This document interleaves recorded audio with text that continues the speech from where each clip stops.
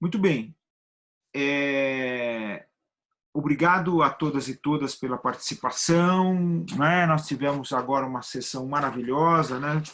E que é o espírito da Academia Paulista de Direito. Eu queria que isso ficasse muito marcado, muito presente em todos vocês, né? A Academia tem um projeto muito diferente e é um projeto de uma nova universidade, né? Um projeto de uma transformação do ensino da educação jurídica a partir das humanidades e a partir desses princípios que vieram para ficar, né? A Academia Paulista de Direito, ela se manifesta contra o Estado, esse regime anticonstitucional, contra esses atentados aos direitos humanos, contra os atentados aos direitos indígenas, contra os atentados aos direitos dos negros, das populações periféricas, aos direitos LGBTQ+.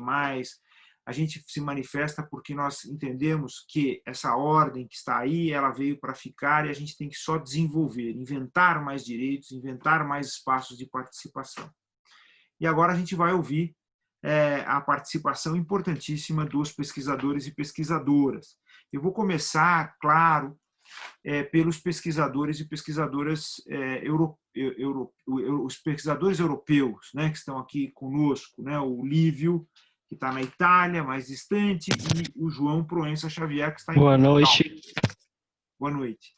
Então, eu quero dar as boas-vindas a vocês, a todos vocês. Nós vamos fazer o seguinte, vamos dar 10 minutos, 12 minutos para as apresentações, que eu queria que vocês fizessem voltadas exatamente para provocar a participação dos demais, né? Não apenas expor os trabalhos que depois vão ser publicados agora em novembro ou no máximo no início de dezembro na revista da Academia Paulista de Direito, os trabalhos maravilhosos que vocês trouxeram, estou muito feliz com essa participação, mas também, mas aqui hoje vocês vão provocar essa participação. Como eu disse à tarde, é um congresso e, portanto, é um momento de congressamento, quer dizer, um congraçamento, quer dizer, um momento em que todos se unem para trocar ideias, é um momento de encontro. Não é apenas um momento de vir expor as suas ideias e partir. Não é isso, né? Esse é também um caráter novo que eu estou dando para os eventos da academia.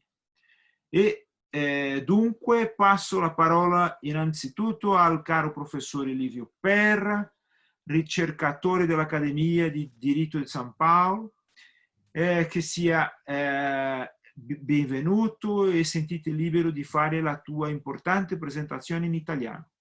È un piacere averti al congresso e all'Accademia. Ti chiedo soltanto di fare la presentazione tra 10 o 12 minuti. Querido Livio, se foi bem no italiano, você será melhor ainda do que eu, claro. Por favor. Obrigado.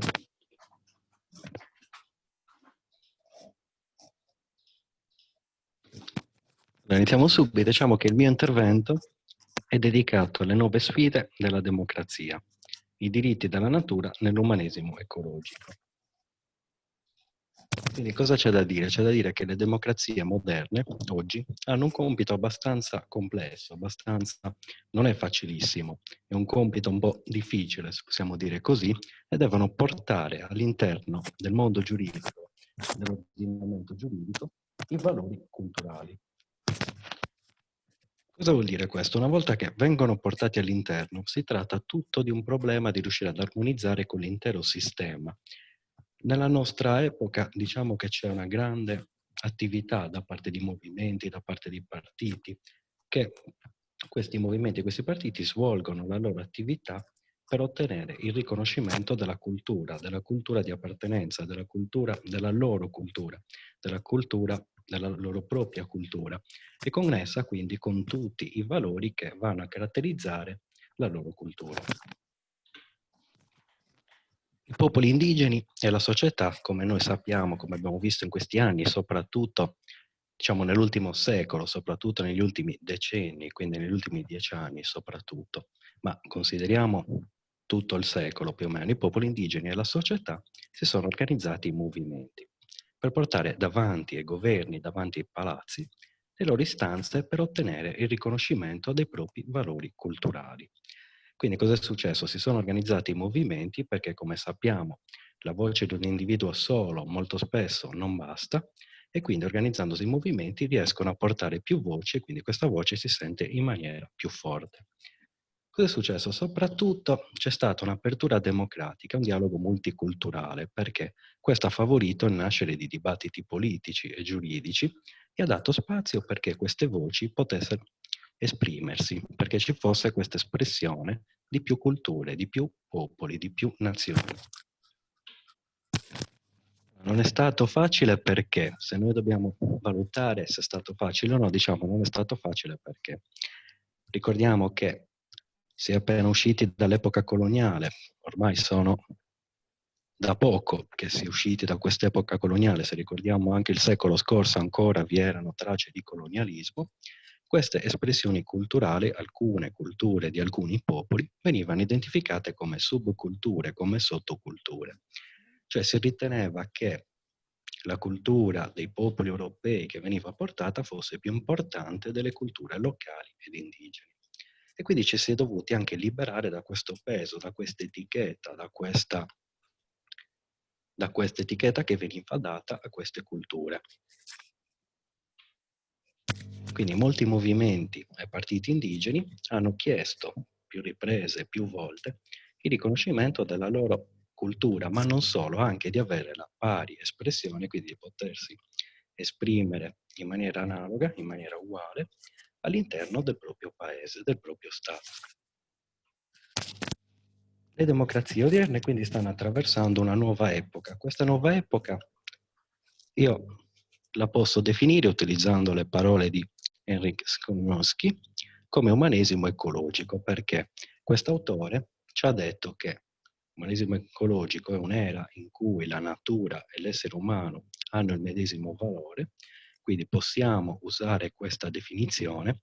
In questo contesto pensiamo a tutti i valori della cultura che arrivano a supportare il fatto che la natura abbia una sua dignità, che la natura debba essere rispettata, che l'uomo in quel senso deve proteggere la natura.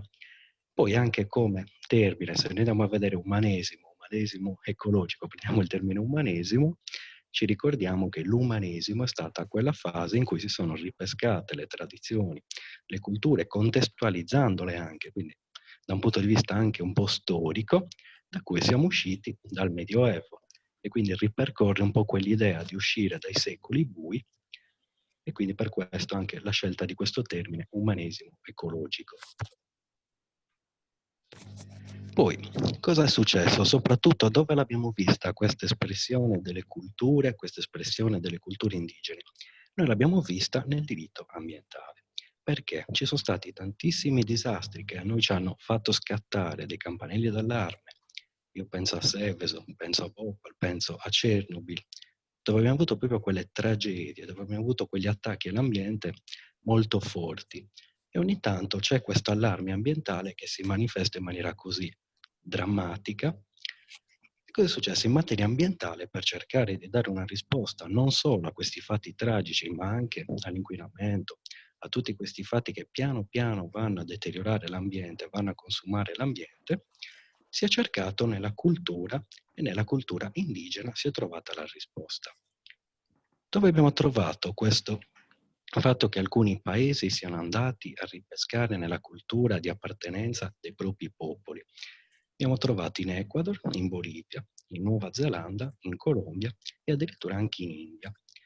Cosa è successo? C'è stato il riconoscimento della natura oppure di alcune parti, in alcuni casi sono dei fiumi, come soggetto o persona e di conseguenza sono stati attribuiti veri e propri diritti.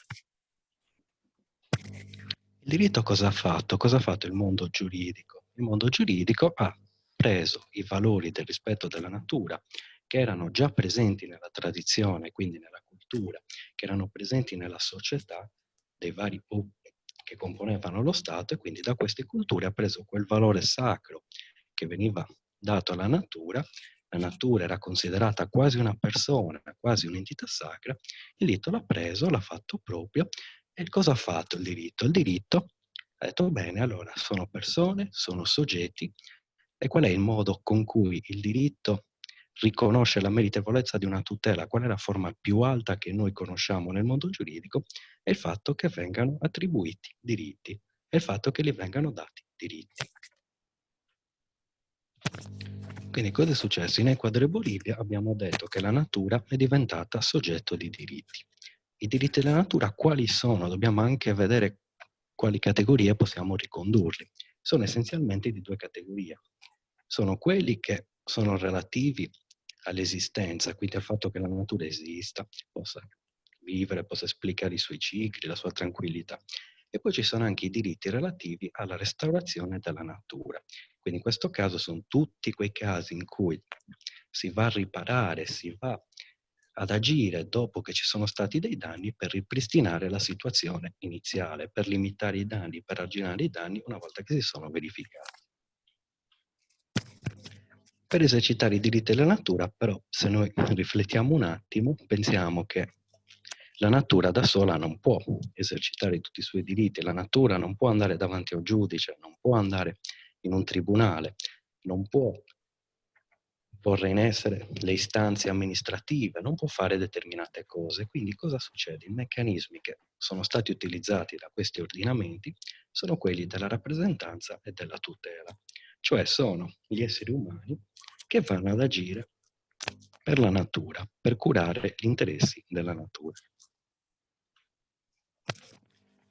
Quindi nei nuovi sistemi che noi abbiamo di protezione di Ecuador e Bolivia, la cosa che salta subito agli occhi, che chiunque legge quel testo nota subito, è vedere i vari riferimenti alla cosmovisione indigena. Sono usati sia dei termini in lingua indigena, sia vengono utilizzati i concetti proprio presi dalle culture indigene e trasportate in quei testi.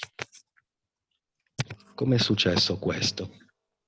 Questo è successo perché c'è stato sia un movimento da parte dei partiti, da parte dei movimenti, da parte dei cittadini, allo stesso tempo però questi valori sono stati portati nel mondo accademico, poi nel mondo politico e nel mondo giuridico. E questo ha scatenato dei dibattiti che hanno fornito dei buoni spunti di riflessione, che sono confluiti anche nelle assemblee costituenti dei due paesi. Quindi gli influssi, abbiamo detto, della cultura dei popoli indigeni di Ecuador e Bolivia sono osservabili anche nei testi giuridici dei due paesi. Ci sono numerosi termini delle lingue indigene e soprattutto la cosa più importante, cambia il modo di scrivere le norme, cambia il modo di fare diritto. Il diritto era tradizionalmente pensato in un modo antropocentrico, quindi basato sull'uomo, tutto era in funzione dell'uomo.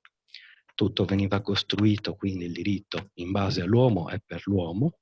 Adesso invece si predilige una visione che risulta biocentrica. Non è più solamente l'essere umano, l'uomo, al centro dell'interesse del diritto, ma vi è tutta la natura di cui l'uomo fa parte. Un altro fenomeno simile che ho potuto osservare è quello della Nuova Zelanda, dove c'è il popolo Wanganui River che ha visto accogliere dal governo neozelandese, quindi la Nuova Zelanda ha accolto le istanze che erano tese al riconoscimento del fiume Wanganui. Volevano che il fiume fosse riconosciuto come un'entità viva, come persona giuridica, con veri e propri diritti. Stessa cosa analoga è successa in Colombia, però in Colombia vediamo che è arrivata una sentenza che è stato un provvedimento della Corte colombiana per quanto riguarda il fiume Atrato, il rio Atrato, quindi è stato riconosciuto come soggetto di diritti e allo stesso modo è successo anche in India per i fiumi Gange e Yamuna, che diventano persone giuridiche con propri diritti. È un fenomeno che negli anni si sta espandendo. I primi casi che sono saltati alle cronache, che hanno attratto l'interesse ovunque, anche qui in Europa ogni tanto se ne sente un po' parlare, sono stati quelli di Ecuador e Bolivia. Poi piano piano adesso stanno emergendo tantissimi altri stati. È un fenomeno che si sta espandendo, è un fenomeno che si sta moltiplicando. Quindi sempre un fenomeno comune, quindi uno schema comune che possiamo dire che c'è in tutti questi stati, qual è? È un meccanismo della rappresentanza e tutela, cioè per agire per le entità naturali, per i fiumi, per curare i loro interessi, per curare gli interessi della natura, sono gli esseri umani. Pensiamo un po' anche al congresso, a quello che è stato parlato, quello che è stato discusso ieri per quanto riguardava i soggetti deboli, diciamo, della società, gli anziani, pensiamo ai soggetti incapaci, dove loro non possono, l'ordinamento giuridico ci dà degli strumenti per agire, ci dà degli strumenti per aiutarli, ci dà degli strumenti per proteggerli. Allo stesso modo, per la natura vengono utilizzati questi stessi strumenti, quando compatibili, per curarne gli interessi. Quindi, queste costruzioni abbiamo detto che possono essere o normative, quindi le troviamo nelle norme, alcune volte le troviamo nelle costituzioni, altre volte le troviamo nelle sentenze. Quando le troviamo nelle sentenze vediamo che c'è sempre un appiglio, c'è sempre un rimando, c'è sempre un richiamo alle norme nazionali, alle norme internazionali, e in alcuni casi, in alcune sentenze vengono anche citate esperienze precedenti in altri stati.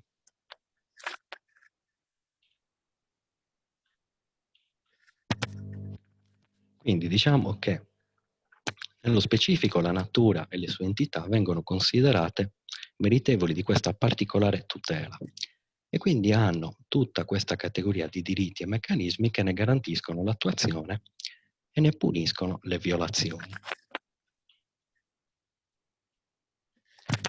Il vantaggio, perché mi affascina molto questo argomento, perché ritengo che sia una buona soluzione questa che hanno trovato questi paesi, che si sta diffondendo in vari paesi del mondo, perché sembra non lasciare spazi a vuoti di tutela. Sembra che tutte le situazioni, tutti i danni, tutto quello che si può verificare che va contro la natura, può essere qua dentro ricompreso, può rientrare nei diritti della natura. Non c'è magari un danno che sfugge alla tutela della natura, non c'è un danno che sfugge alla punizione, non c'è un danno che non può essere riparato, perché è una categoria abbastanza ampia. C'è un diritto, viene violato e scattano tutte le conseguenze giuridiche. Cosa succede però? Quando vengono affermati nuovi diritti, quindi come avviene ovunque, qualunque settore del diritto, allo stesso tempo sorgono anche nuovi obblighi e nuovi limiti. Per questo motivo, cosa succede? Cosa può succedere? Se vengono affermati i diritti della natura, sicuramente ci potranno essere dei limiti alla proprietà degli animali, avranno dei limiti i proprietari terrieri, ma anche chiunque svolge un'attività economica che va a ricavare un profitto dalle risorse naturali. C'è punti di equilibrio tra questi interessi. Ci viene detto da tantissimi autori, tra cui ad esempio anche Zaffaroni, ci dice che questi punti di equilibrio li troveranno i giudici caso per caso e faranno un bilanciamento in base a quali sono gli interessi in gioco. Diciamo che in linea di principio vengono escluse attività che vanno a gravare e incidere in maniera pesante sull'ambiente, non il semplice procacciamento di cibo, la caccia o la pesca di per sé stessa.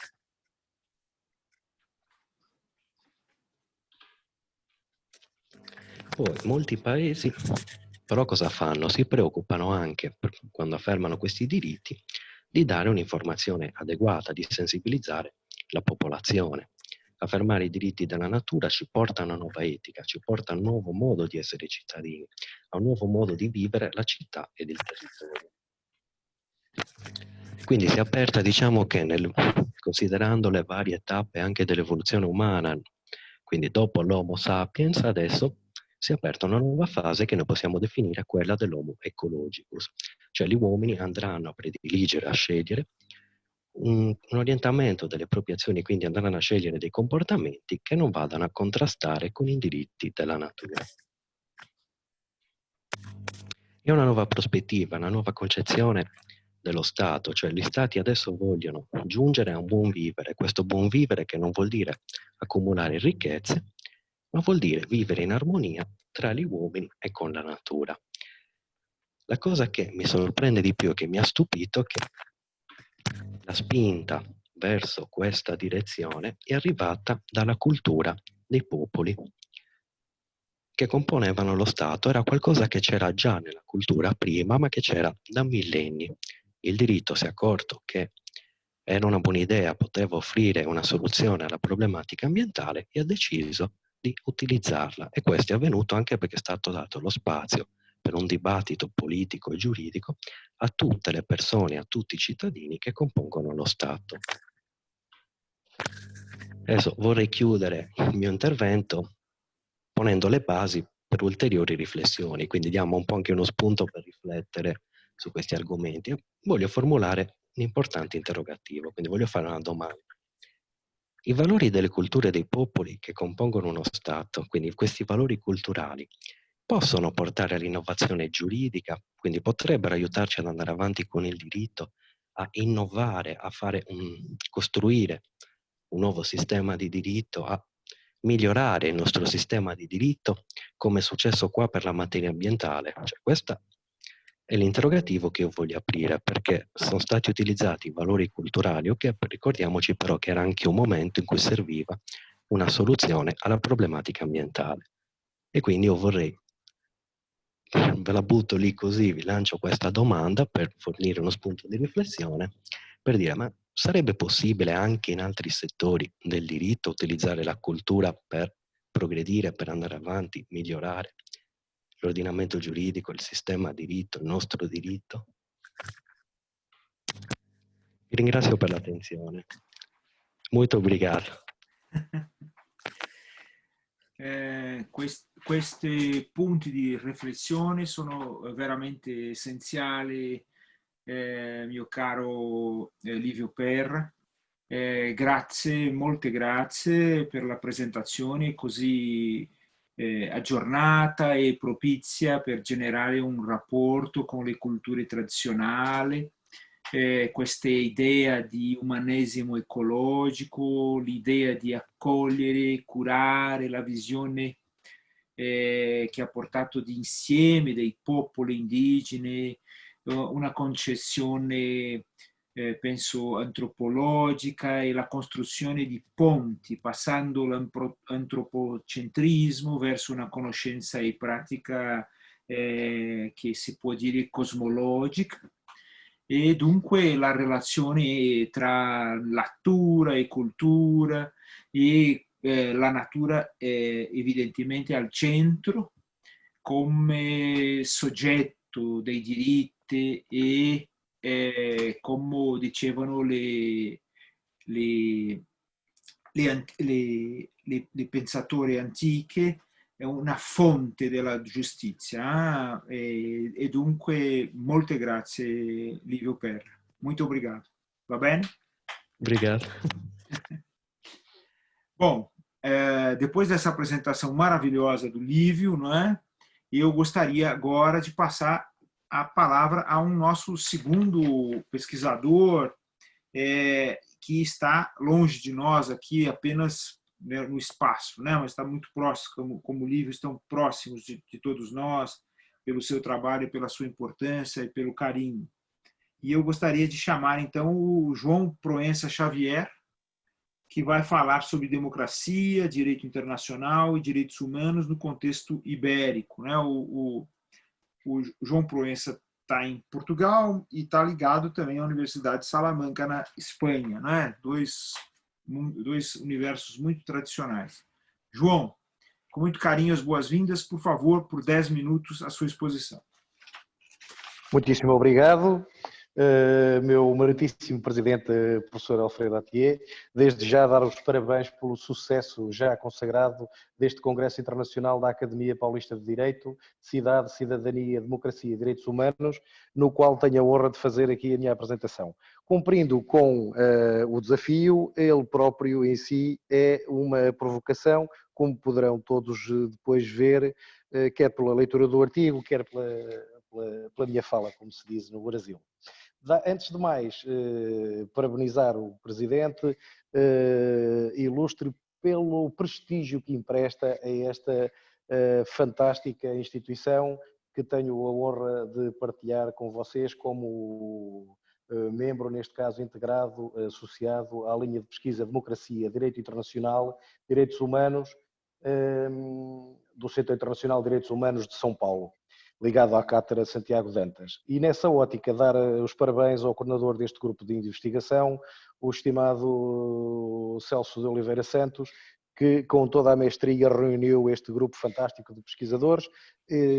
Sem mais também parabenizar os meus colegas de painel, desde já o colega Lívio, que fez aqui uma magnífica apresentação, e deixar um abraço neste meio para o Marcos Pérez, que tive a oportunidade de ver anteriormente, e também como o professor Altier, já tenho muitas saudades de reencontrar aqui na Europa em projetos comuns, como já é costume, e que esta pandemia tem impossibilitado. Agora sim, a contar, a provocação começa com esta questão, que levanto logo aqui no primeiro capítulo, porque sou republicano. Dar uma nota, vou-me repristinar em português, penso que o auditório terá mais facilidade em me entender, embora eu tivesse escrito esta análise e estes pensamentos em espanhol na minha estadia na Universidade de Salamanca, de onde sou também proveniente como académico. A República em Portugal tem quase 110 anos. É muito tempo para se consolidar e dar forma a um Estado de Direito democrático. Na verdade, a democracia e a república raramente se encontraram em Portugal desde 1910 até ao final dos anos 70, pelo menos ao mesmo tempo. António Oliveira Salazar foi presidente do Conselho de Ministros, primeiro-ministro de 1932 a 1968. E a ditadura salazarista, uma das mais duradouras em toda a Europa, também como a franquista, sempre causaram dano e oposição à construção da democracia na Península Ibérica. Com a Revolução dos Cravos, em 1974, nasci eu e a esperança de todos os portugueses em ter liberdade, segurança, igualdade e respeito por todos e, afinal, a tão buscada democracia. Sempre fui republicano e democrata, mesmo que isso seja redundante. Apesar das condições históricas e da minha idade, não poderia ser outra coisa. No entanto, ainda não desenvolvi nem descobri, todavia, porque sou republicano. Por isso, e no programa de doutoramento do passado e presente de Direitos Humanos, na Universidade de Salamanca, longínquo em 2005-2006, cursei a cadeira, a assinatura, como dizem os espanhóis, de Cultura Republicana e Direitos Humanos, porque tinha todo o sentido na minha busca de justificação por saber porque sou republicano. Buscando as razões para o meu republicanismo, busquei os ensinamentos dos meus professores de Cultura Republicana do doutoramento de Direitos Humanos na Universidade de Salamanca, neste caso os estimados colegas professor Santiago Dias Canho, da Universidade de Salamanca, e o professor Manuel Soares Cortina, da mítica Universidade de Cantábria. E das suas aulas, classes, como dizem os espanhóis, com respeito, faço este pequeno resumo crítico, livre, buscando a resposta à minha questão. A igualdade. A igualdade ante a lei constitui um pressuposto fundamental do ordenamento jurídico dos Estados realmente democráticos. Uma exigência comum às Constituições europeias que proclamam direitos fundamentais, democracia e república, devem, portanto, ser culturas de direitos humanos. Porque é justo que assim seja e por razões de subsistência do republicanismo, em meu entender, não temos república sem democracia. Senão, teríamos uma ditadura cínica, não uma democracia sem igualdade. Para ter igualdade é necessário um mínimo de proteção e um respeito pelos direitos humanos em geral e pelos direitos fundamentais em particular. A Constituição Espanhola expressa a igualdade como Estado de Direito no artigo 1.1 da Constituição Espanhola e esta exigência transcende ao artigo 14 da mesma Constituição, que estabelece de modo explícito e formal que a igualdade ante a lei é, ao assinalar, que los espanhóis são iguales ante la lei e proíbe a discriminação por motivos taxados de nascimento, raça, sexo, religião e opinião. Também, em geral, por qualquer outra condição ou circunstância pessoal ou social. Deste modo, temos que a igualdade de todos os cidadãos ante as normas que se estenda à aplicação de todo o ordenamento jurídico espanhol, e no caso ao português também. No Estado Social, igualdade tem também um significado material, e no artigo 9.2 da Constituição Espanhola está estatuído que corresponde aos poderes públicos promover as condições necessárias para conseguir que a igualdade seja real e efetiva. E no Estado de Direito Democrático e Social, os poderes públicos promovem as medidas necessárias para tender progressivamente à igualdade de facto. Essa igualdade, na minha opinião, é necessária à democracia e só se pode encontrar em sistemas republicanos ou em outros sistemas mistos parlamentares que não são mais do que uma república sem presidente, mas com um rei, como é o caso da espanhola. A democracia em crise. O governo do povo, pelo povo e para o povo. É uma definição idealista e irreal, pelo menos na atualidade, tendo em conta a vida moderna e as democracias maduras. São, sim, as instituições de poderes judiciais, constitucionais, fiscais, monetários, laborais, industriais, económicos, lobbies de informação vinculada a grupos de poder que ditam a opinião del pueblo, do povo, no que deve ser politicamente correto com as suas propostas e respostas aceitáveis. Tudo se decide ao mais alto nível, fora do controle democrático e da idade e do ideal de Abraham Lincoln de autogoverno. Estranhos poderes, longe do voto secreto, livre, discreto e popular, deixam os cidadãos frustrados com a realidade democrática e com os seus políticos. Estas condições e problemas tendem a surgir nos discursos filosóficos e divergências doutrinais entre los viejos amigos, republicanismo e liberalismo. Os velhos amigos em crise. Na tradição do pensamento político republicano estão os conceitos tradicionais de autogoverno e virtude. Ao contrário do paradigma dominante na filosofia política do século XIX, liberalismo e neoliberalismo está agora em crise porque defende a neutralidade do Estado. A crise das instituições políticas e das ideias liberais conduz a uma mudança de mentalidade e do pensamento político.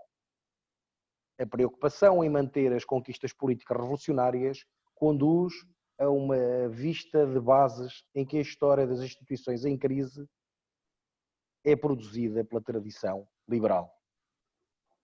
A tradição liberal em crise.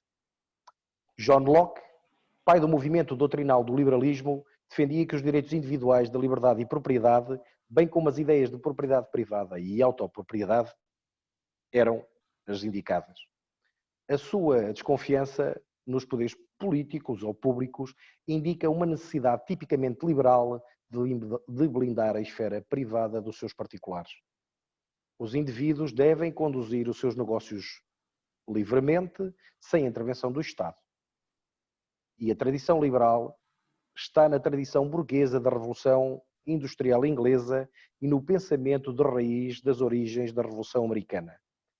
Nas ideias liberais de John Locke foram importadas ao novo continente, trazidas por imigrantes do Reino Unido e facilmente aí se adaptaram. O liberalismo e as ideias capitalistas confluíram. Mais cedo nascem as críticas e o final das virtudes e corrupção, à prática dos vícios, a comportamentos egoístas centrados na busca do benefício privado, ao contrário da procura de formas mais úteis de bem-estar para a comunidade, conduzido a novas formas de dependência e servilismo pessoal. Uma sociedade livre para o liberalismo é aquela em que os indivíduos não fruem a interferência de terceiros. Na importância da não ingerência de terceiros na vida privada, para os liberais, é primordial. A concepção liberal da liberdade é que a liberdade é a não interferência, neste caso do Estado, e o Estado não deve tomar partido nas concessões privadas de cada indivíduo. A ideia da liberdade consiste na possibilidade de eleger os seus próprios fins individuais, deixando, para tanto, de lado a importância da comunidade. A liberdade, vista como o poder da comunidade tomar o controle dos seus próprios destinos individuais, vinculados ao ideal de autogoverno. Por isso, teriam que existir cuidados capazes de ser politicamente, cidadãos capazes de ser politicamente ativos, dotados de certas disposições morais com que se identificassem os demais, atuando comprometidos com a sorte da sua comunidade, bem como com o ideal de liberalismo e de Estado neutral. Na visão liberal, esta visão foi muito criticada por ser uma visão de liberdade negativa, de não intervenção, de não ingerência. Desde logo, uma participação política dos cidadãos, e onde esta participação, antes do próprio Estado, existia, bem como o dever de se abster de tomar partido por opiniões individuais e aceitar as decisões de todos debaixo da sua própria vida, sendo tolerante e neutral, levando a que o Estado não possa cultivar a virtude nos seus cidadãos. É crítica republicana, virtudes cívicas e vocação pública. Por república entende-se a comunidade política de cidadãos fundada no direito à procura do bem comum. O que distingue a liberdade republicana da liberal é que a liberdade republicana é a de não dominação e a liberal é a de não intervenção. A liberdade republicana admite a interferência e a restrição justificada, justa e não arbitrária do direito, da lei, justificada pela própria proteção legal da própria liberdade. Mas a liberdade liberal não admite qualquer interferência, independentemente de ser uma interferência boa. Essa tradição republicana e na tradição republicana são fundamentais os conceitos de sociedade, república e governo livres. No Estado livre é aquele que entende que a vontade dos seus cidadãos é aquela ou outra e decide por si, livre de pressões, mas tendo em causa e em vista o bem comum. Para os republicanos, o conceito de cidadania implica a liberdade do seu sujeito, porque exige que o cidadão cumpra com determinados deveres que são mais do que o mero respeito pelos direitos de todos, implicando uma ação de compromisso com os interesses fundamentais de toda a comunidade. Este cidadão nada é sem a comunidade, pelo que deve participar no seu governo e a sua vontade própria também é defender a vontade comum. O republicanismo, como proposta contrária ao liberalismo, apresenta uma tradição política de defesa e da importância das virtudes cívicas e da vocação pública, que implica uma participação dos cidadãos na vida pública ativa. Uma noção diferente de liberdade e um respeito pelos direitos fundamentais e uma presença imprescindível para a noção de democracia como efeito nas alterações institucionais e nos câmbios dessa natureza. A crítica atual é que nas democracias modernas, os cidadãos esgotam a sua participação política num mero ato de votar. Bem, e nem todos vão votar. Era interessante fazer uma poll aqui neste auditório e saber quem é que votou nas últimas eleições. Mesmo que em países diferentes, seria muito interessante analisar a abstenção galopante da maioria dos colegas, presumo eu. Na resposta republicana para o problema, parece ser que aos cidadãos se devem dar condições para atuar segundo as boas posturas e não praticando as más, dando-lhes informação correta para as suas opiniões, para que estas sejam justas e plurais, dando espaço à intervenção das associações civis, a formar pessoas no sentido de participar ativamente na vida pública e nas instituições públicas representativas, funcionando como escolas de civismo, cidadania e democracia, como faz efetivamente esta nossa instituição desde a sua fundação. Neste caso, o republicanismo busca, para tanto, proteger os ideais republicanos da boa cidadania, virtude e civilidade que façam parte e que integrem as suas convicções. Igualdade e participação nas Constituições espanholas. Assim, no artigo 53.1 da Constituição Espanhola, estabelece que o legislador, em todo o caso, deve respeitar o conteúdo essencial dos direitos e liberdades reconhecidos no capítulo 2 do título 1, porque, em princípio, a igualdade constitui um direito subjetivo que vincula a todos os poderes públicos e ao legislador, obrigando a garantir a igualdade e na criação das normas. Sem embargo, e na prática, os cidadãos e os grupos sociais estão numa situação de desigualdade. São iguais na lei, mas não o estão na realidade. O Estado Social espanhol e os seus poderes públicos devem promover as condições para que a liberdade do indivíduo e dos grupos em que se integra seja real e efetiva. Segundo o artigo 9.1 da Constituição, também devendo remover os obstáculos que impeçam ou dificultem a plenitude e facilitem a participação de todos os cidadãos na vida política, económica, cultural e social.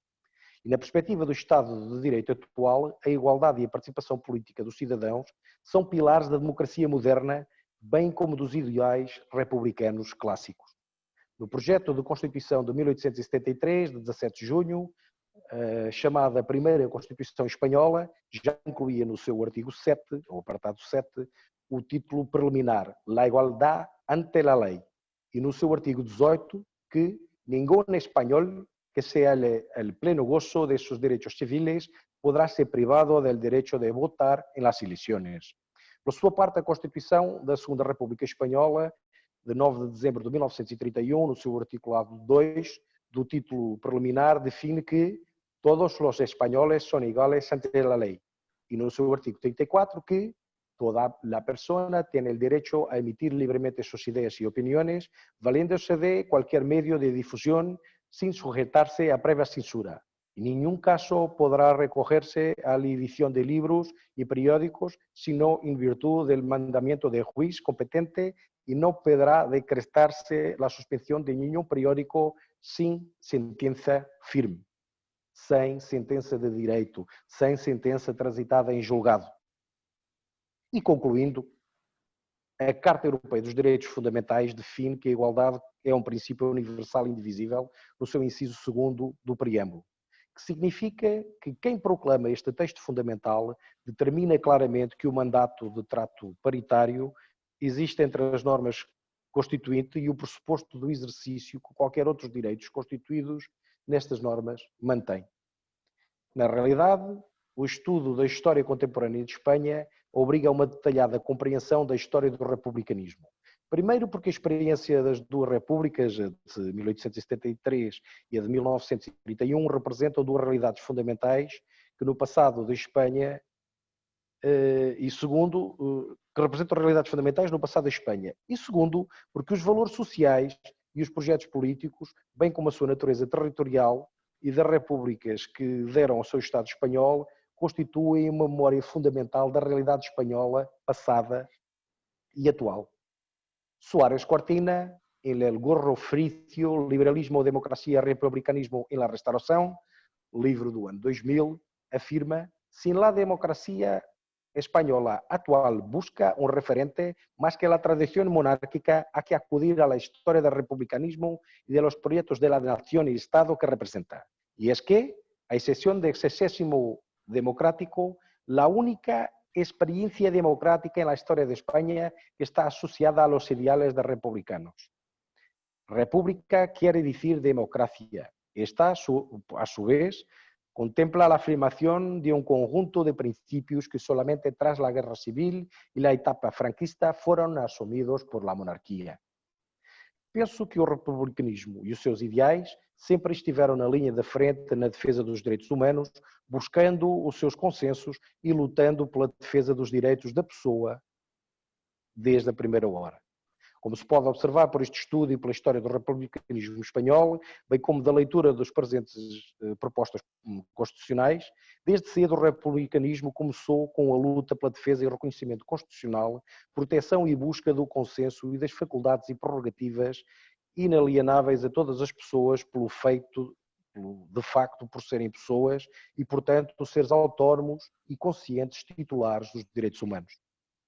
Porque creio na bondade desta proposta e na atualidade dos ideais definidos até à atualidade, e porque é uma cultura de princípios e de direitos humanos, debaixo da minha perspectiva, sei porque sou republicano. Muito obrigado. Estou disponível no final para qualquer questão que possa aparecer. Muito obrigado. Meu caro João Proença Xavier, excelente e muito provocadora, muito provocativa essa sua exposição, que na verdade é uma evidência de que todas as pessoas se devem perguntar sempre por que são republicanas, por que são democráticas, né? porque não adianta aderir ao determinado rótulo sem compreender profundamente as raízes, né, na construção desse nome, né? O nome, como nós sabemos, é alguma coisa que pode ser atribuída de forma artificial a muitas coisas, mas quando nós procuramos as nossas raízes e as encontramos, efetivamente nós podemos agir de uma forma muito mais consciente na sociedade, e isso é efetivamente sinônimo de cidadania. Viu? Parabéns pelo seu trabalho. Eu queria dizer apenas a você, João Proença, e ao Lívio, que vocês demonstram efetivamente a qualidade dos pesquisadores e dos membros da Academia Paulista de Direito. Eu fico muito feliz de vocês estarem junto conosco aqui na Academia Paulista de Direito, tanto você quanto o Lívio. E eu queria dizer uma outra coisa que é importante talvez para vocês, que está muito tarde aí na Itália e em Portugal. Então, vocês não estão obrigados a seguir aqui a sessão até o final. Eu sei que vocês são bastante jovens e gostam de ficar acordados até tarde, mas se sentirem aí fatigados e precisarem descansar, por favor, né, não fiquem constrangidos de se retirarem, e eu agradeço muitíssimo a participação de vocês. Parabéns, viu, pelo trabalho de ambos. A academia está engrandecida com a presença de vocês. E, nesse momento, eu passo com muito prazer a palavra a Maria Isabel Rangel de Souza Oliveira, que vai falar sobre um tema extremamente importante e que é muito caro a mim, não é? Não sei se vocês sabem, mas vou contar para vocês. Eu fui o responsável pela criação do primeiro curso, da primeira cadeira de Antropologia do Direito no Brasil, quando professor da Universidade Estadual Paulista. Lá atrás, faz bastante tempo, né? Mas ainda sou jovem, não posso ficar aqui dizendo que sou muito velho, né? E a nossa querida Maria Isabel Rangel de Souza Oliveira vai falar povos indígenas e direito à terra, conflitos e demarcação em Jaraguá, São Paulo. As pessoas pensam que os indígenas estão longe. Não, os indígenas estão aqui, né, junto a nós. Não são só as palavras, né, que nós usamos na nossa língua que refletem a presença dos indígenas, mas também eles estão presentes, a cultura indígena está presente, né? Maria Isabel, muito obrigado pela sua presença, é um prazer enorme contar com a sua presença aqui, por favor.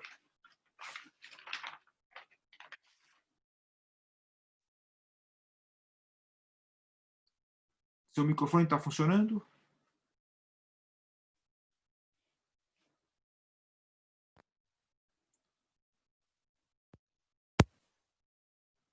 Agora acho que deu. Fale. Não.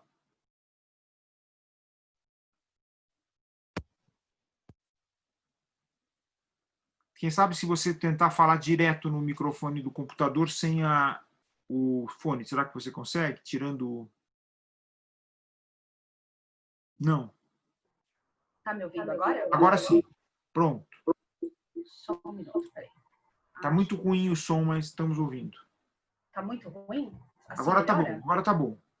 Tá, vou deixar bem pertinho aqui. Ótimo. Bom, boa noite a todos. Quero agradecer a oportunidade de estar aqui. Me chamo Maria Isabel, sou assistente social de formação, trabalho na Prefeitura de São Paulo e faço mestrado em políticas públicas na Universidade de Mogi. Bom, eu estudo a questão indígena, em específico a questão da terra indígena do Jaraguá, e eu vou iniciar aqui a minha apresentação. Vamos lá. Tá dando para ver, né?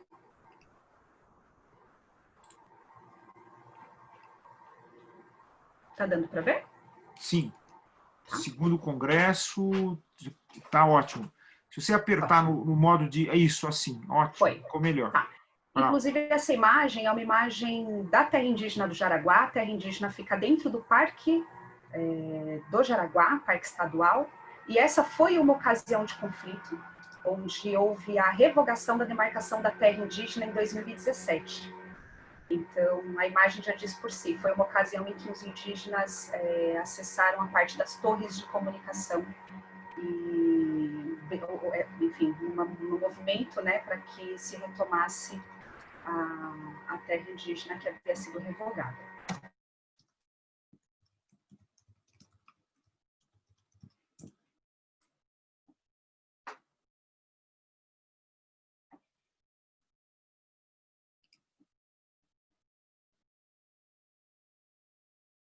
Não, seu microfone não está funcionando de novo. Maria Isabel, seu microfone. Maria Isabel, o seu microfone não está funcionando de novo.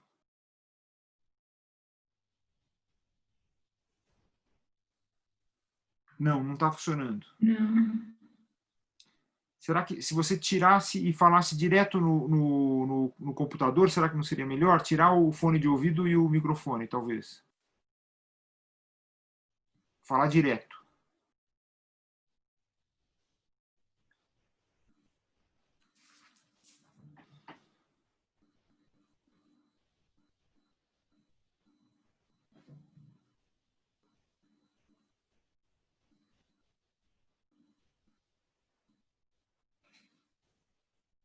Diego, acho que você precisa dar uma ajuda.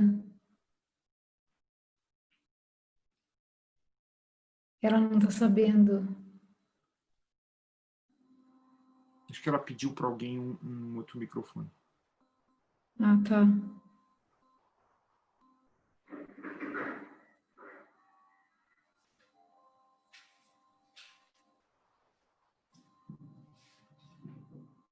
Ela saiu. Bom, enquanto a Maria Isabel vai tentar se plugar aí de forma adequada, para a gente não atrasar muito, eu queria chamar, então, a Amanda de Alencar, que vai falar por ela e pela Isabelle Bordalo, em um trabalho chamado Por uma Cidade Inclusiva, Educação em Direitos Humanos, Diversidade e Cidadania. A Amanda e a Isabelle são da Universidade de Alagoas, né? Também bem distante, né? Amanda, muito prazer e bem-vinda. Boa noite a todos. Me escutam? Sim. Boa noite. Prazer estar na presença de todos aqui. Agradeço desde já. A temática, bem como o doutor falou, é exatamente essa, por uma cidadania inclusiva, uma cidade inclusiva, educação em direitos humanos, diversidade e cidadania. Vou fazer uma breve apresentação. Eu sou advogada, sou mestranda na linha de direito constitucional e meu tema é justamente educação em direitos humanos. E estou trabalhando atualmente, né, fazendo a pesquisa do mestrado. A Isabelle, que é minha colega também do mestrado, ela está abordando a religião afro e as decisões do Supremo Tribunal Federal.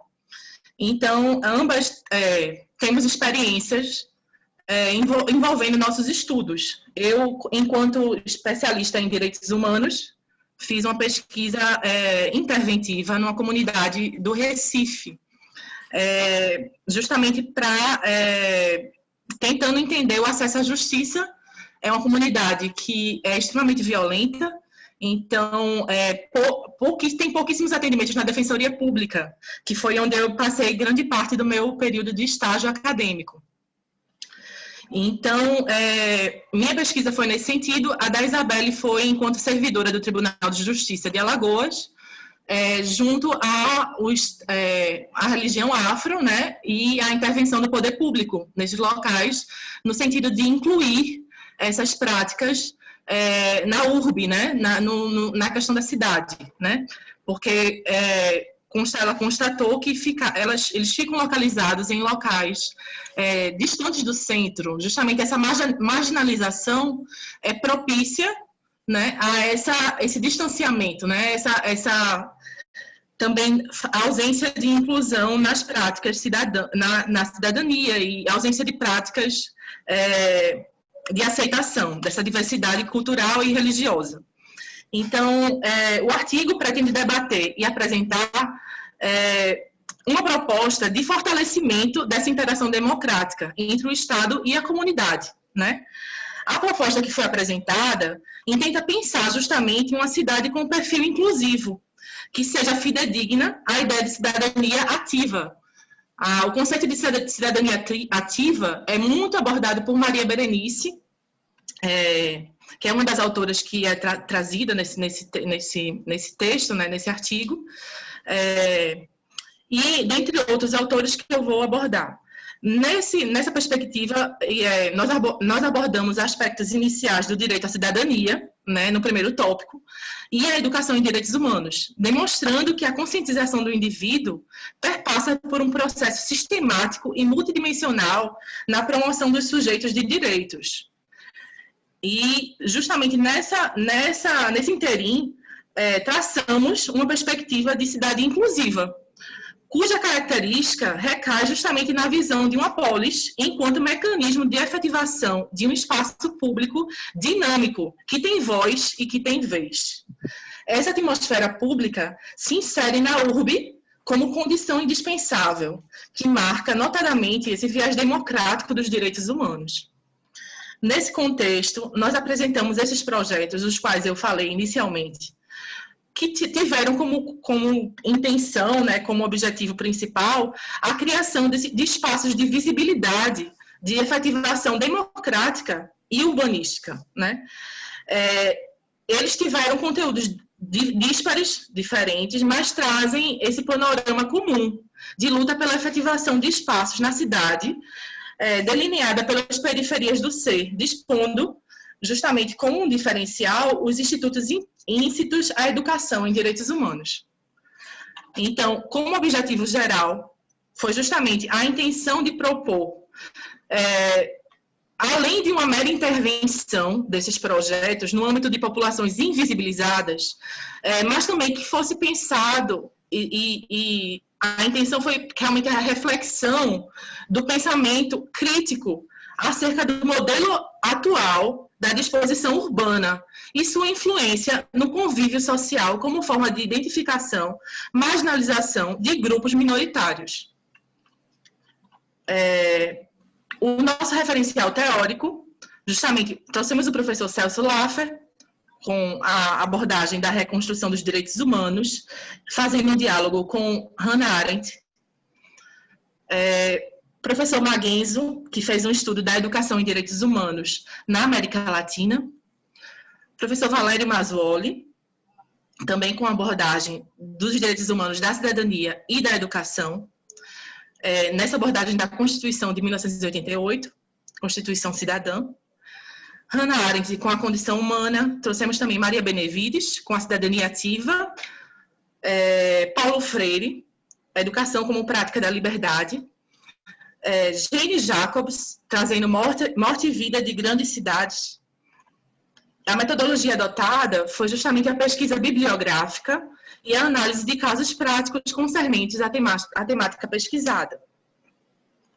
Com relação às considerações finais, para não me prolongar tanto, justamente a reflexão trazida, né, da dinâmica desses direitos do homem, para entender justamente que todos os seres, apesar das inúmeras diferenças sociais, biológicas, culturais, que os distinguem entre si, merecem igual respeito, como únicos entes no mundo capazes de criar esse convívio humano.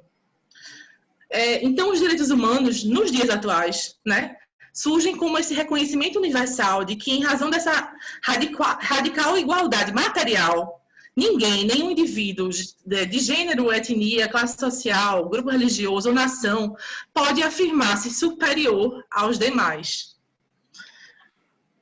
A educação em direitos humanos e para os direitos humanos deve se relacionar desde cedo com o sentido enquanto preparação para o desafiar.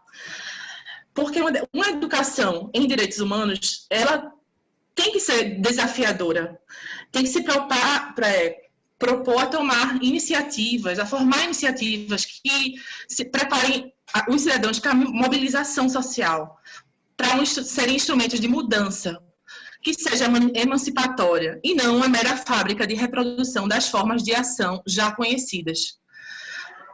Um dos principais cenários dos direitos humanos, já que a formação cidadã encontra um espaço para ampliar sua atuação e o exercício da cidadania, seria justamente a cidadania ativa, que surge como ponto de apoio em um possível ciclo de avanços democráticos e de respeito aos direitos humanos. Nesse mistério, observamos que, por meio das iniciativas agregadas, há pontos de interseção na construção de uma cidade que vislumbra aspectos de eventual discriminação, seja na religião, na condição social ou em quaisquer aspectos de divergência. É imprescindível que os espaços tenham uma estrutura inclusiva que ultrapasse as hegemonias impostas. Portanto, os projetos aqui expostos são uma resumida perspectiva da ótica urbanística cidadã, inerente ao contexto local das autoras, né? Então, agradeço desde já a minha exposição aqui, a atenção de todos, né? E essas foram as minhas considerações a respeito do nosso artigo. Muito obrigado, Amanda, pela sua participação, não é? Em nome da Academia Paulista de Direito.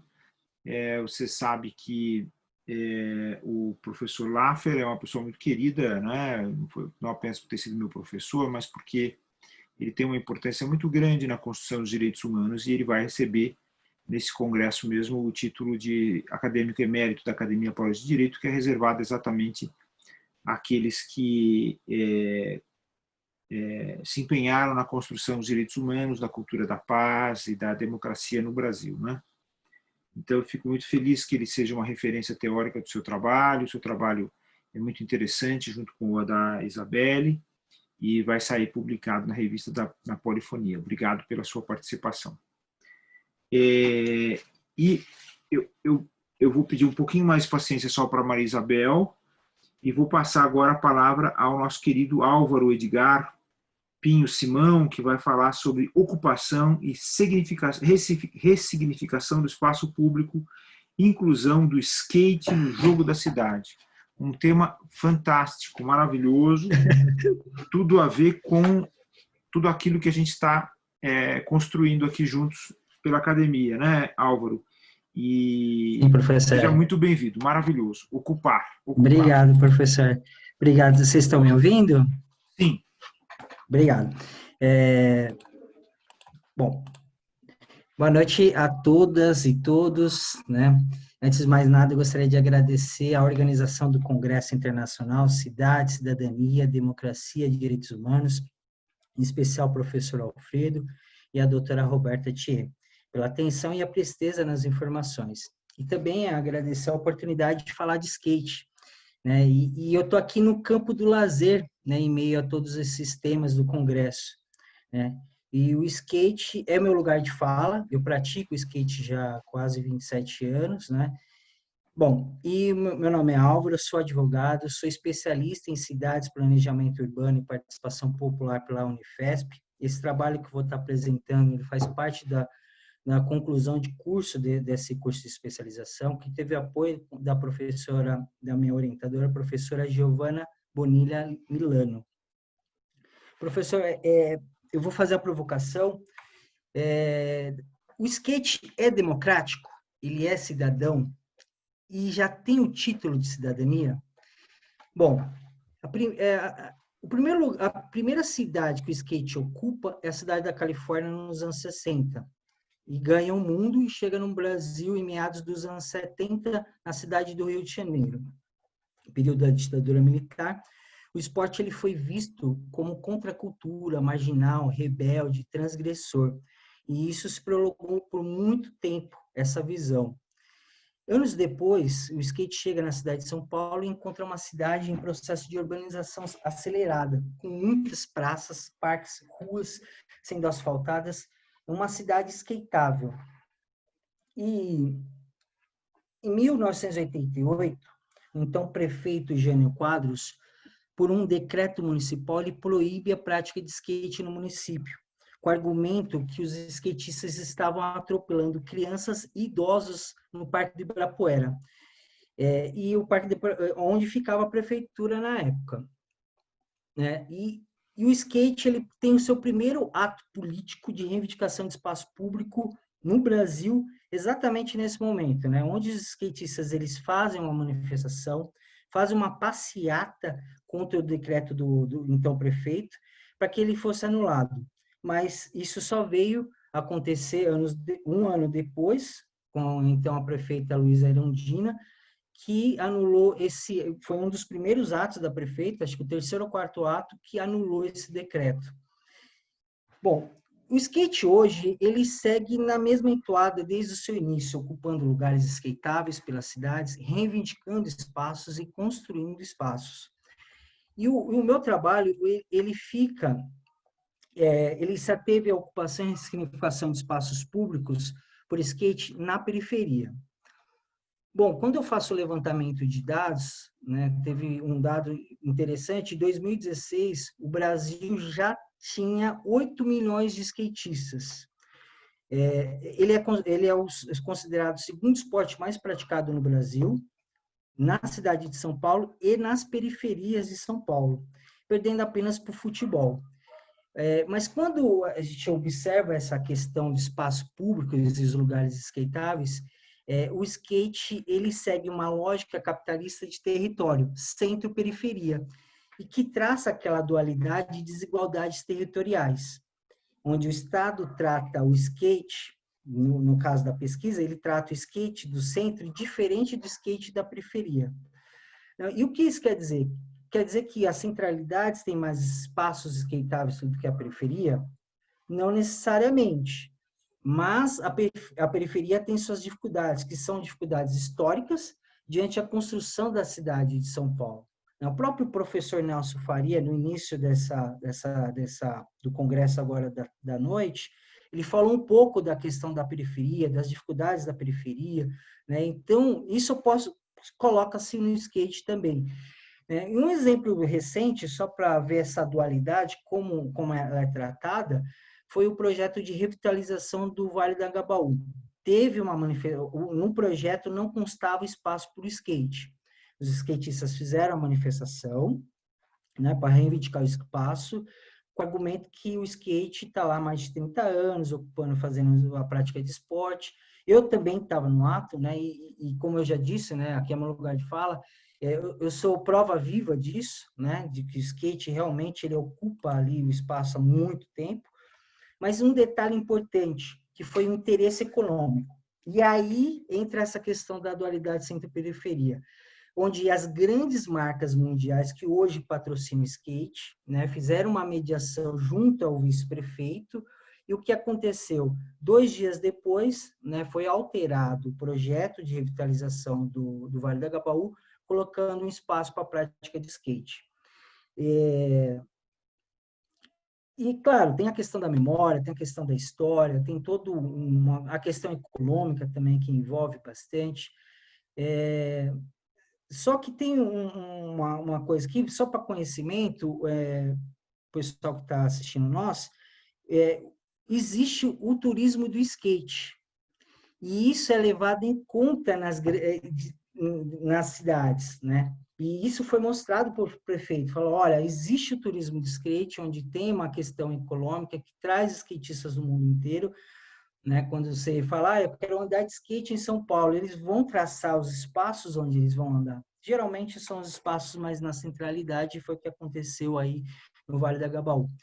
E, claro, agora o skate é um esporte olímpico, né? E já esse ano ia participar, mas devido ao Covid só vai estar estreando ano que vem, né? Nós temos grandes atletas skatistas, e modéstia à parte, temos os melhores skatistas do mundo, né? Tanto no feminino quanto no masculino.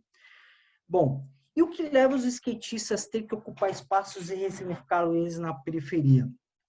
Bom, uma questão importante, antes de responder a pergunta, o skate ele ocupa todos os espaços, sem distinção e sem parâmetros ou regras.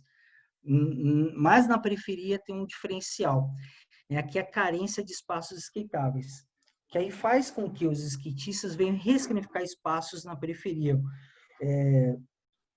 sempre de forma colaborativa, né? Os skatistas eles ocupam espaços, e é natural acontecer isso, de fato, tá? De fato acontece bastante. Mas o skate ele segue uma lógica libertária do direito à cidade, conforme os estudos do professor Henri Lefebvre, do livro, né, Direito à Cidade. Eu acho importante eu mostrar aqui, né? E o que faz com que os skatistas ocupem espaços abandonados e venham ressignificá-los. E construir um local para o skate, um lugar skateável. E essa lógica, né, nessa lógica lefebvriana, o skate se transforma em um sujeito peculiar de transformação de espaço público, e que tem como eixo central sempre a colaboração e a cooperação de todos. No objeto pesquisado, né, que eu também participei diretamente na ação, né, eu saio do objeto, mas eu sou, sendo pesquisador, mas eu faço a participação direta.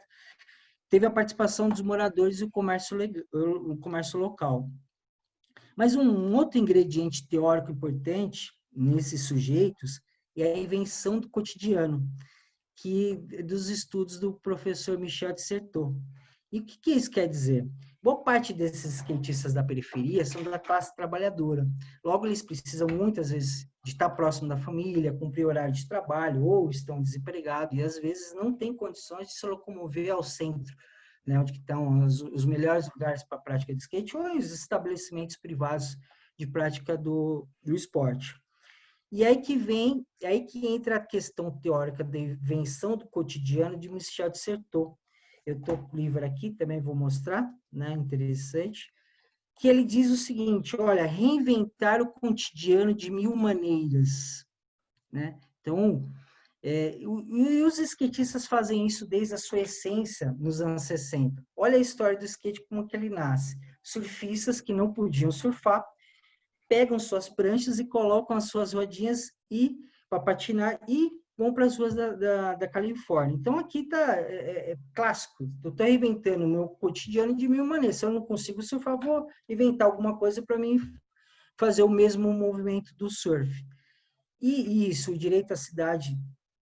E é isso, né? O direito da cidade ele deve estar combinado com a invenção do cotidiano, e é o que os skatistas fazem muito bem, né, desde os anos 60 até hoje nas cidades, né? E a cidade de São Paulo é uma cidade que pulsa, que grita, que extravasa, que tem no meio dessa parafernália o skate, né, que é um sujeito para o esporte, para o transporte, para o lazer, e ele está no meio entre nós, né? Que é um sujeito político que destrói e constrói a cidade. O exemplo da minha pesquisa, né, nós temos 4 quadras poliesportivas num quadrante, onde uma dessas foi ocupada pelos skatistas, todas destinadas para o futebol, né, só com as traves para o futebol.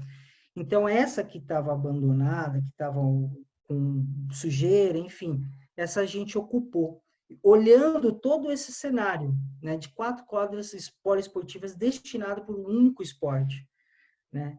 E aí fica a pergunta, né? A periferia só joga futebol? Né? Não, claro, a gente acabou de ver que não, que tem o segundo esporte mais praticado é o skate. Então, os skatistas atuam como esses agentes políticos, como no caso em tela.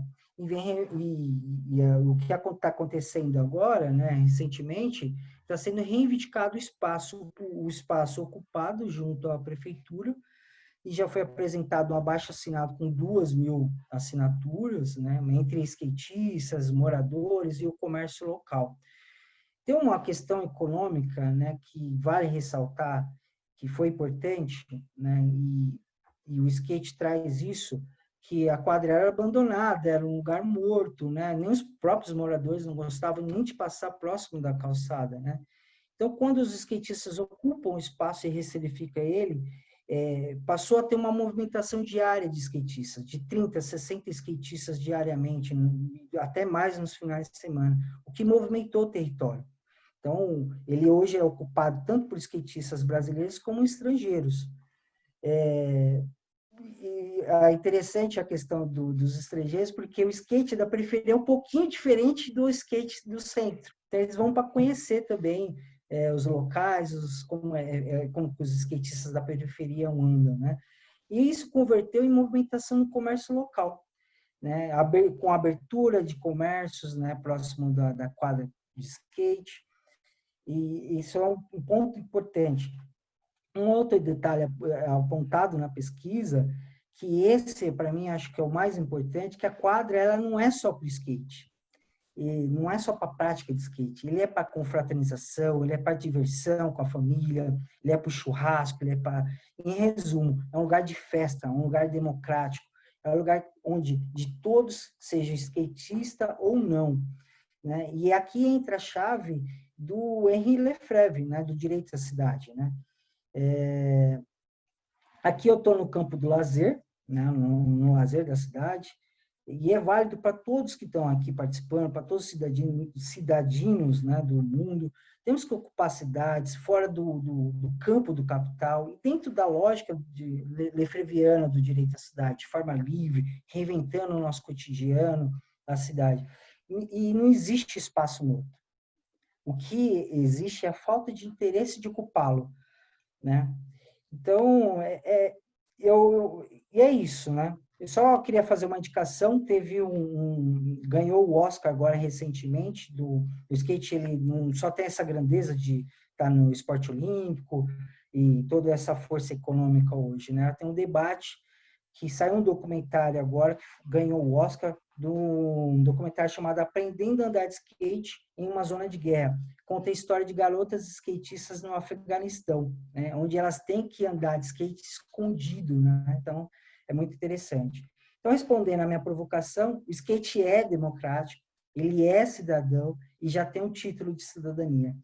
Só queria deixar mais uma frase minha, né? Eu assisti um pouco das palestras dos professores e eu acabei escrevendo isso.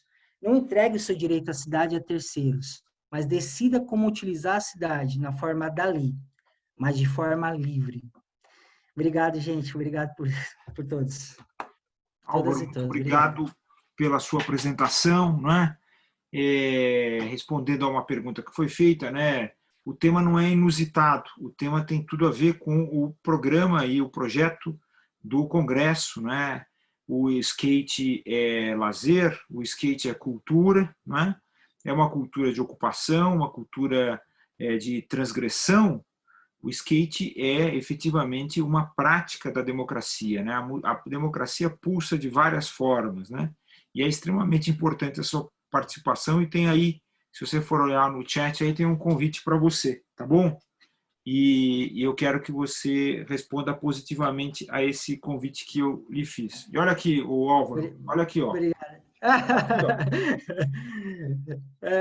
Olha, se eu fosse presencialmente, provavelmente eu iria com meu skate para fazer essa provocação. Olha, aqui eu vim de transporte livre, literalmente livre. É muito bom. Obrigado, gente. Álvaro. Então, responda positivamente a esse convite que eu fiz aí para você. Eu já vou responder, aceito o convite, depois a gente conversa. No começo da semana que vem a gente conversa. Muito obrigado. Obrigado, professor. Obrigado. E agora, nós temos agora as últimas duas apresentações, a da nossa querida Maria Isabel Rangel de Souza Oliveira, que vai falar sobre a questão indígena e o direito à terra, e em seguida o Afonso, que não conseguiu o acesso durante a tarde, né, Afonso? E, portanto, ele vai falar agora à noite. É o Afonso Soares de Oliveira Sobrinho, que vai falar sobre o direito autoral da sociedade da informação. Vamos lá, minha querida. Alfredo, me ouve? Sim, agora está ótimo. Ai, que bom. Nossa, sempre tudo dá certo. Quando a gente vai apresentar, dá problema. Claro, é um prazer recebê-lo aqui. Vamos lá. Obrigada, desculpa, viu? Bom, vou dar continuidade, vou ser breve, né, por conta do horário, de já ter também um outro colega depois de mim. Obrigado. Então, essa pesquisa envolve a questão da terra indígena do Jaraguá, em específicos conflitos que giram em torno do uso da terra, né? Então, na minha pesquisa, eu trago um pouco sobre... faço um resgate histórico sobre essa história que nos foi contada, né, que envolve esse suposto descobrimento, que ao certo deveria ser chamado de invasão, massacre, né, genocídio, etnocídio. Infelizmente, a gente ouve a história contada por aqueles que venceram, né, desconsiderando quão grandiosa e quão pesada, né, é a marca e a mazela social que é deixada, né, pela colonização, aí no que diz respeito às questões sociais, econômicas, políticas. Então, eu trago nesse slide também, por exemplo, um dado populacional, né, do IBGE de 2010, que aponta que da nossa população brasileira de 2010, cerca de 0,4% da população é população que se reconhece como população indígena, né?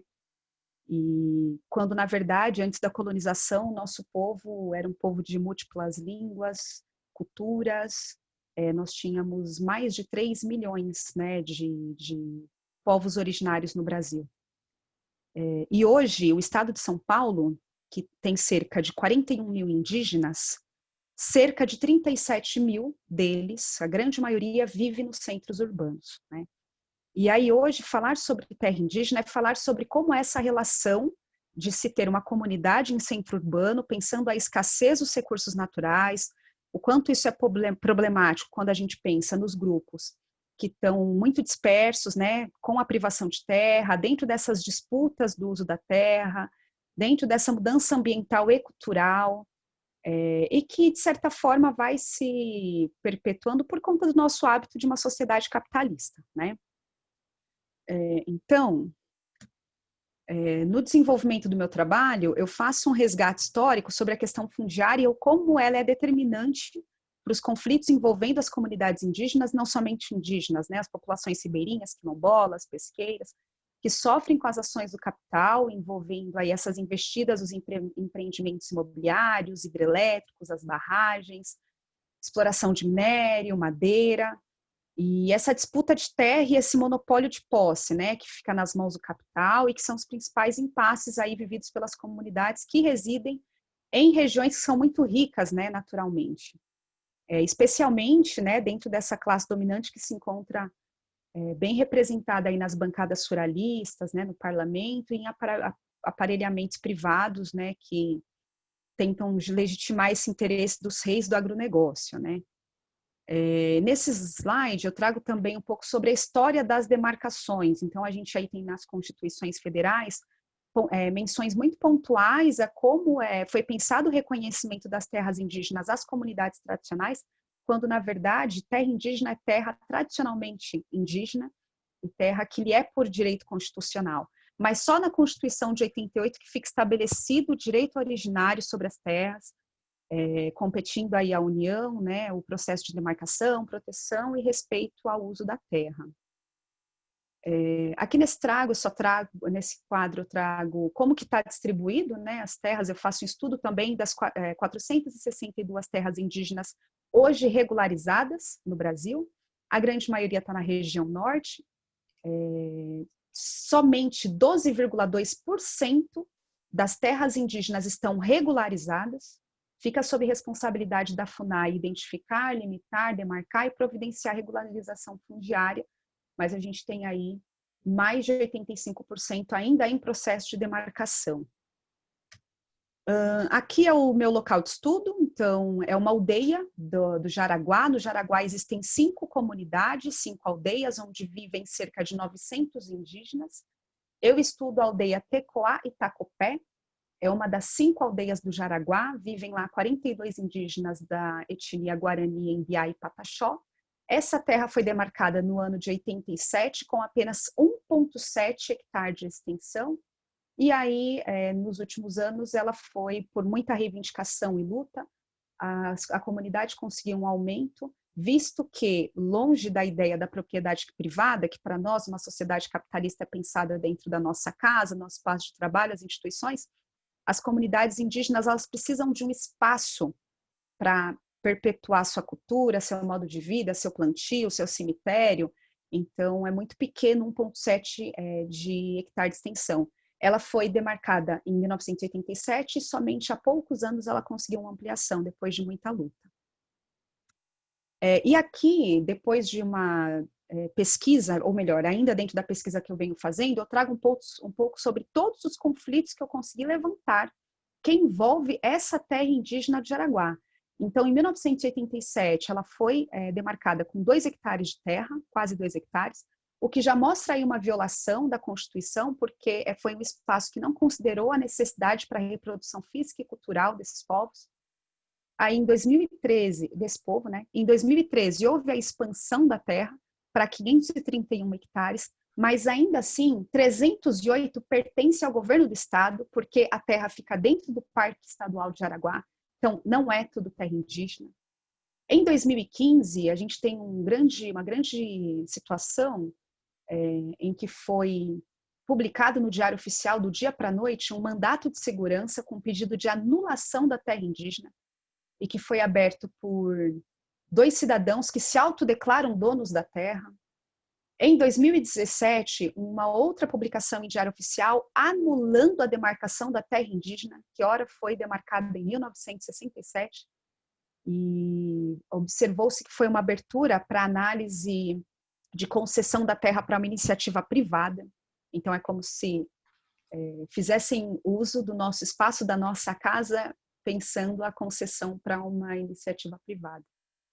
E aí, em 2020, foi o início da construção de um empreendimento imobiliário. A construtora Tenda, à margem da aldeia, começou a construir grandes empreendimentos desrespeitando a Convenção 69, que determina que para qualquer construção, alteração do espaço de vida da comunidade tradicional, os povos indígenas devem ser consultados. Então, para finalizar, qual a consideração do meu trabalho, né? Há uma certa pressa, né, e há um certo conflito que envolve o uso da terra, e aí a gente percebe muito isso da bancada ruralista, por exemplo, né, e dos donos do agronegócio, para que as terras sejam produtivas, desconsiderando que essa terra é uma terra para uso, né, uma terra onde se produz cultura, onde se perpetua o modo tradicional de vida, né? A gente percebe que é um grande retrocesso esses conflitos quando eles mostram que os índios que vivem nos centros urbanos, né, ou até distantes da civilização, eles buscam manter vivos, né, os aspectos culturais presentes no modo de vida tradicional, ancestral, a forma como as comunidades sobrevivem hoje, né, vivendo sob privação de terra, na disputa pela demarcação, buscando se adaptar à mudança cultural, ambiental, socioeconômica, né, eles vão resistindo a essas violações. A gente observa muito assim esses processos de demarcação no Congresso Nacional, essas tentativas de mudança das legislações, né, e os órgãos de defesa, como a FUNAI, ainda muito envolvidos nisso. Então, isso eu trago para que a gente reflita um pouco sobre pensar terra indígena e pensar índio em centro urbano é pensar que a gente precisa apoiar, acompanhar, né, esses grupos que são socialmente oprimidos, porque a gente está falando de um espaço de vida, né? É como se alguém entrasse dentro das nossas casas dizendo que a gente já não vai mais morar ali. Então, eu trago também como uma reflexão e para que a gente leve essa crítica de que a gente tem que estar mais atento ao que está acontecendo dentro das comunidades, visto aí também o atual governo que vem, enfim, oprimindo, e a gente está acompanhando isso muito de perto. Então, agradeço a oportunidade de apresentar aqui meu trabalho. Uma boa noite a todos.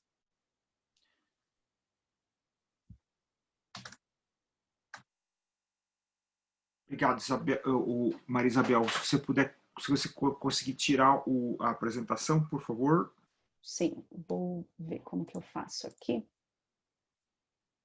Tem uma barrinha embaixo aí que termina. Acho isso, que eu consigo. Maravilha. Obrigado, Maria Isabel.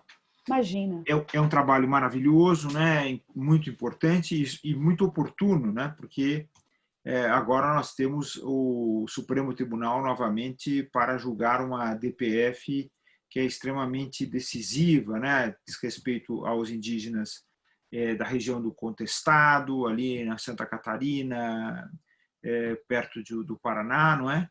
E é uma questão assim fundamental, né? Quer dizer, essa questão das terras indígenas sempre esteve em jogo, né? E a gente percebe que há um movimento contínuo de colonização, de destruição, mas é preciso haver resistência não apenas deles, indígenas, mas de todos nós, né? Porque, enfim, isso significa a própria sobrevivência da democracia no Brasil. Obrigado, exato. Maria Isabel. Obrigada.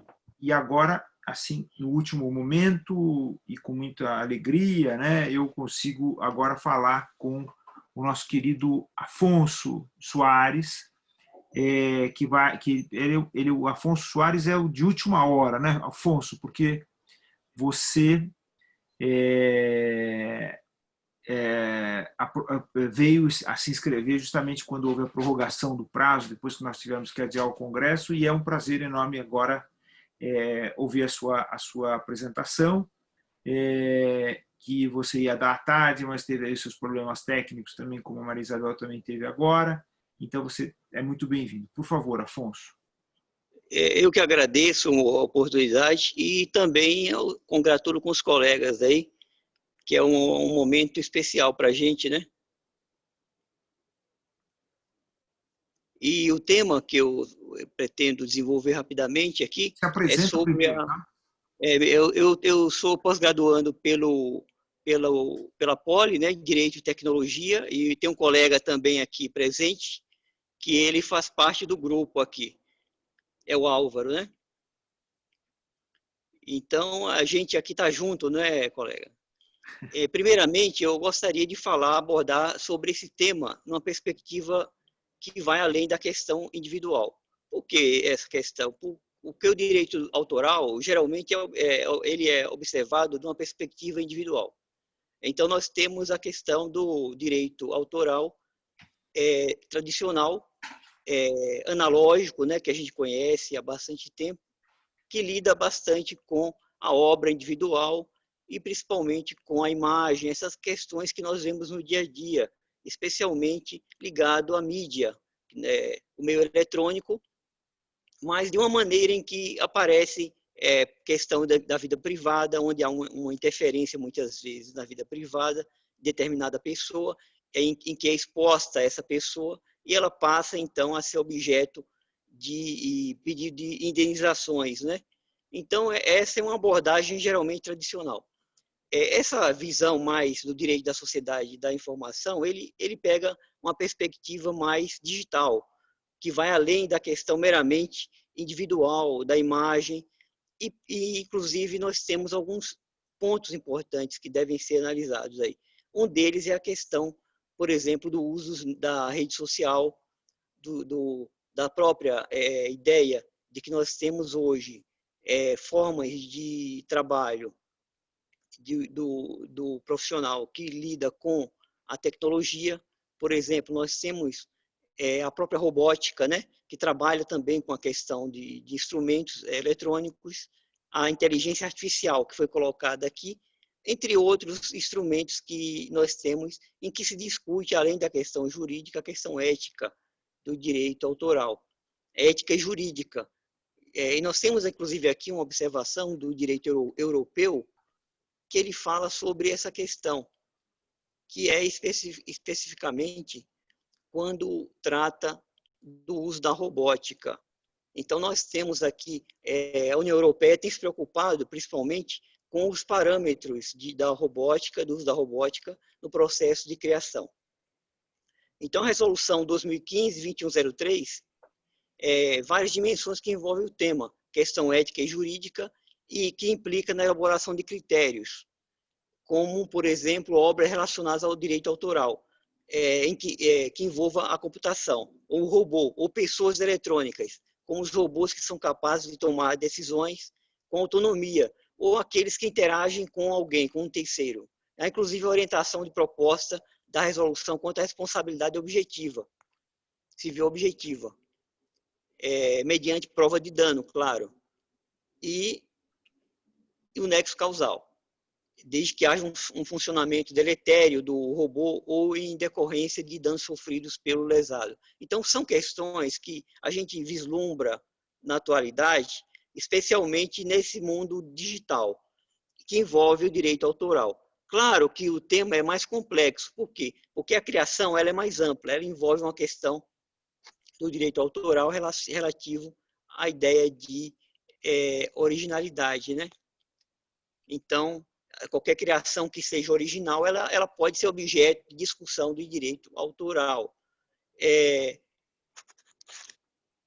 Além de você envolver também o dano, né, que é muito discutido, a questão do direito à reparação do dano decorrente do uso de imagem.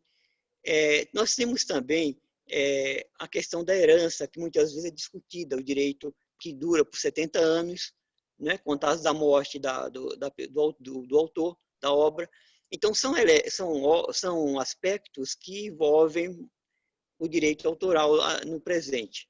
Mas nós também não podemos deixar de imaginar que o direito autoral, hoje, na era digital, ele envolve uma questão relativa à função social. Por que eu falo isso? Porque existem obras coletivas, não só individuais, mas também coletivas. Nós temos exemplos aí de uso, por exemplo, de obras que são disponibilizadas em rede, artigos científicos, né? Que nós temos em que você abre mão dos direitos até certo ponto, né?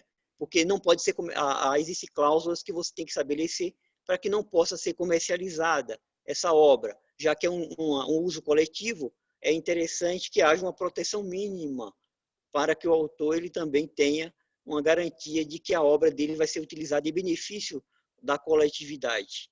Então, essa ideia, ela se aproxima muito da Cumulol, né? Que é da ideia de utilitarismo do direito do autor, que ele vislumbra mais o aspecto futuro da obra, e não apenas presente.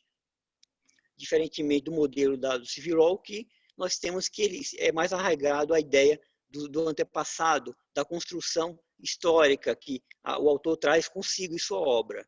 Então, basicamente, essas ideias, nós temos a intenção de abrir o debate e mesmo trazer elementos para uma discussão,